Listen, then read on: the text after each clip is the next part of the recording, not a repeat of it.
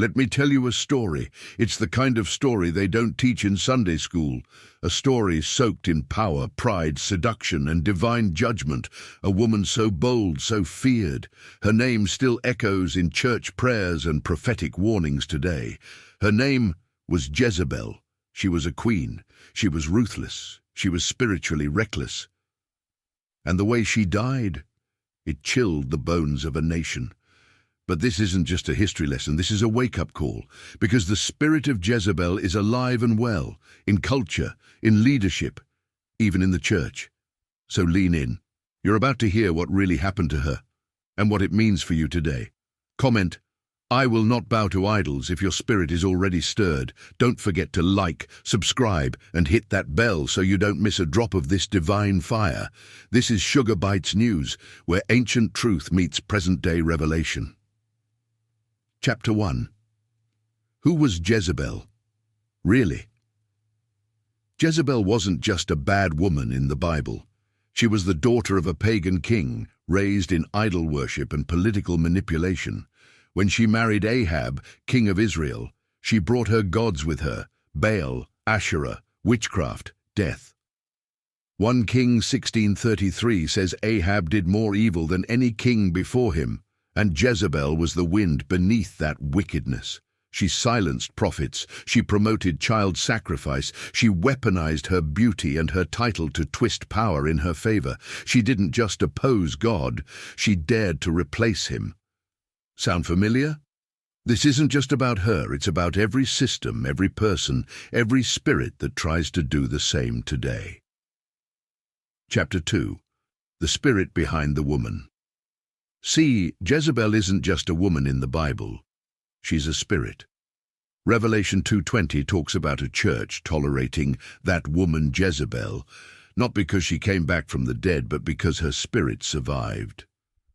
The Jezebel spirit is seductive, it's manipulative, it craves control, influence, and worship. It's the voice that says, "Did God really say?" Why wait for God's way when you can make your own? It wants power without submission, gift without God, platform without purity, and it always, always ends in destruction. Chapter 3. The final showdown.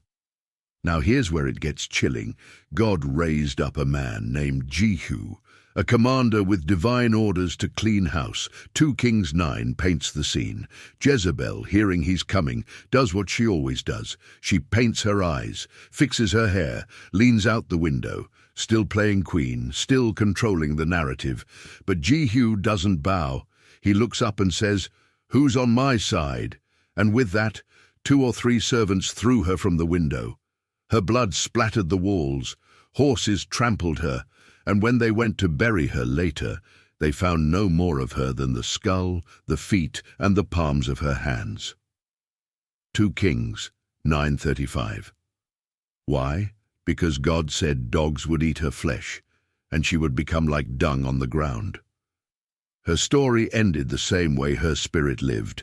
No honor, no legacy, no God but herself. Chapter 4. The modern warning. Here's the part most people miss. Jezebel's fate wasn't just her own doing.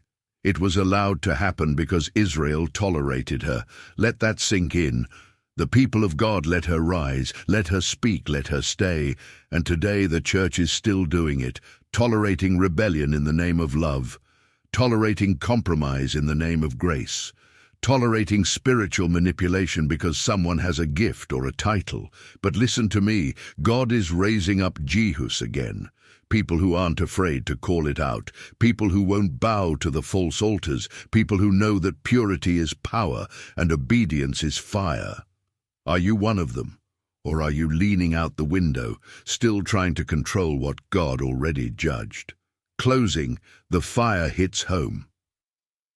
Jezebel's story is not just a cautionary tale, it's a prophetic mirror. What part of her is still alive in your life? Is it the need to control, the fear of surrender, the desire to manipulate instead of trust? God is not calling you to play games with Jezebel, He's calling you to rise above her. If this spoke to you, type "I will not bow to idols" in the comments. Like this video if it shook something in you. Subscribe and hit that bell because we're not done. Not by a long shot. This is Sugar Bytes News, where bold truth breaks chains. You're not here by accident. You're here because God is raising a generation that fears no Jezebel and lives fully for Jesus.